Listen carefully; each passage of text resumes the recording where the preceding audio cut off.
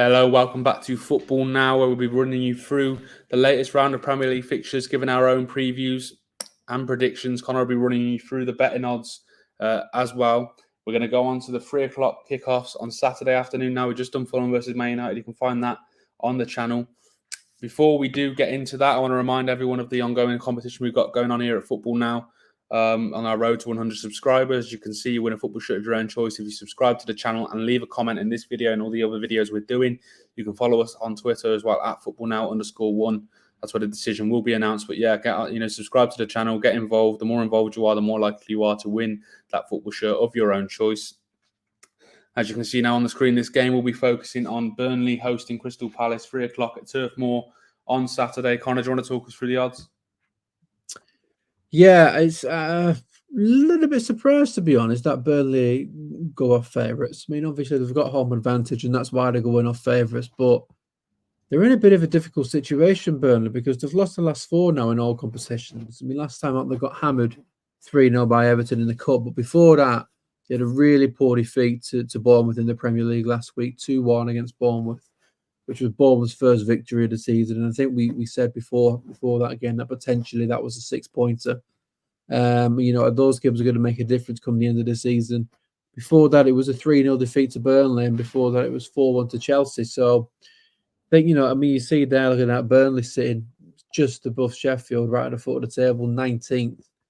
And that the one win there that they've got was against Luton, who was just above them. So yeah, it's been really poor from Burnley, and I think Vincent Kompany's got a huge job on his hands.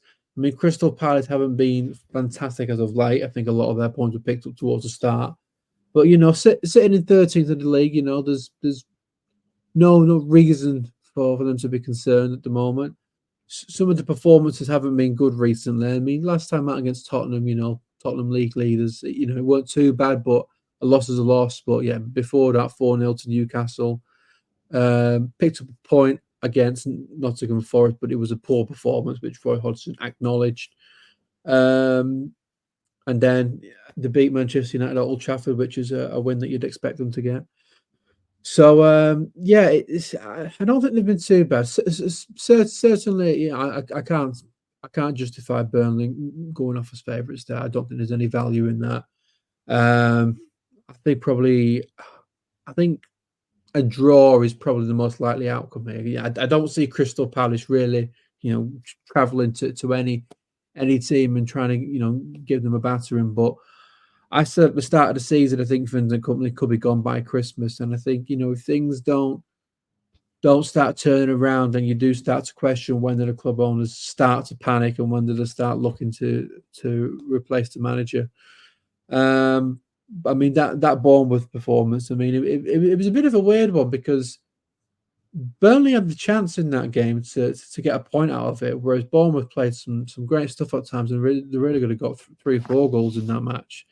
There was another VAR shambolic performance. I think they took 5.5 minutes to get to an offside decision. They put the lines in the wrong place, and it said it was onside, and then it said it was offside. And I know Vincent Kompany spoke about it afterwards, and he was really frustrated. Whereas Iriola, the Bournemouth manager, he told the fourth official, "Listen, take 45 minutes if you need to. Just make sure you get this right."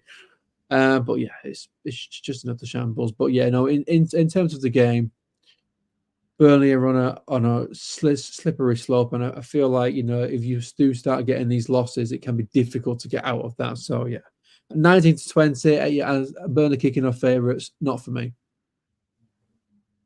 No, I agree. Yeah, it's a little strange. I'm looking at Burnley's last set of results. I think you said they've lost the last 4.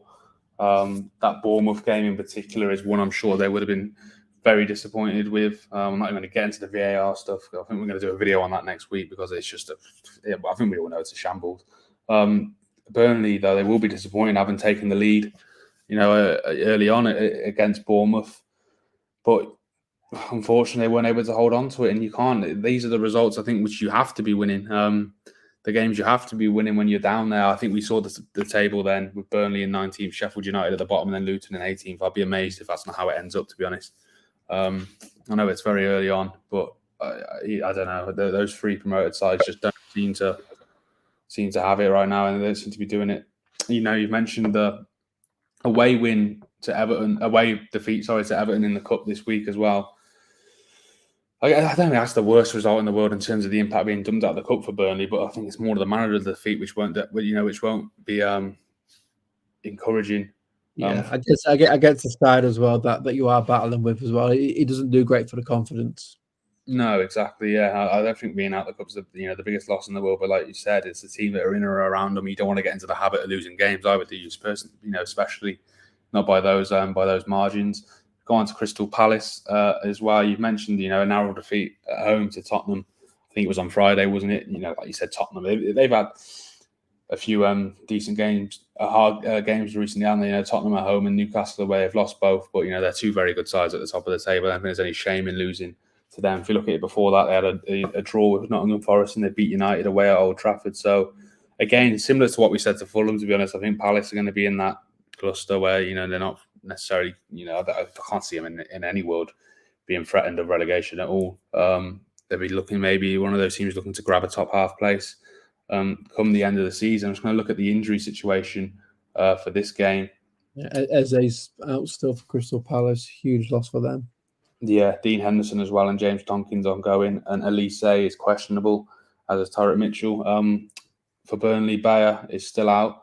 I think there are questions over Ekdal Foster, Lyle Foster, Hedlazio, and Obafemi as well, whether they will return. So some big names out there for them as well. But I think we both agree Burnley are going to have to start winning some games if they're going to stand any chance of a second consecutive season in the top flight. But I don't know about you, Conor. My gut feeling right now says they might be one of the three that drops.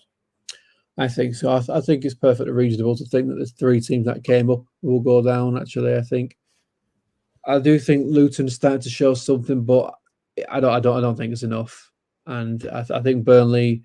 I don't think Burnley and Vincent Kompany have adapted enough to the Premier League. Obviously, they were very, very good in the Championship, but when you do come up and you don't have a Premier League quality squad, then you do have to adjust how you play. And I don't think they've quite done that this season. Yeah, you need to make compromises, don't you? I think there's our prediction for the end of the season. In terms of our prediction for this game, I think, Conor, you said a draw. I think I'm going to back that as well. I'm going to go 1-1. But I don't see why Burnley would be made favourites. What's your prediction? Well, I've just noticed that I think there was a bit of a mistype. Burnley aren't favourites. I think it was 19-20 before, 19-10 now. So I thought it was a bit strange. I thought the bookmakers had made a cock up then. Crystal Palace do kick off as narrow favourites. I did say a draw, but no, I think I'm going to go with the 1-0 hit and run by Crystal Palace. I think they are due a win. I think Roy Hodgson would recognise the situation that they need to get back winning, and he will be targeting this game. And I think he's got the tools and the experience to go to these tough places and get the 3 points against the team down there. So I'm going to go with Roy Hodgson's side to really pile the pressure on Vincent Kompany. Yeah, that'd be a surprise. As you can see, we've got our own head-to-head predictor going on. I'm just taking the lead right now. You get 3 points for the correct scoreline and 1 point for the correct result. Conor looking to close that gap this weekend. Let us know your own predictions below. Like I said, I mentioned the competition at the head of the video. You can see win a football shirt of your own choice by subscribing to the channel and commenting down below in all of our videos on the road to 100 subscribers. The decision will be announced on our Twitter, which you can see at the bottom of the screen there. And that concludes our preview for Burnley versus Crystal Palace. We're going to go on to do all of the 10 games in the Premier League this weekend, so you can catch all them on the channel, and we'll see you over there.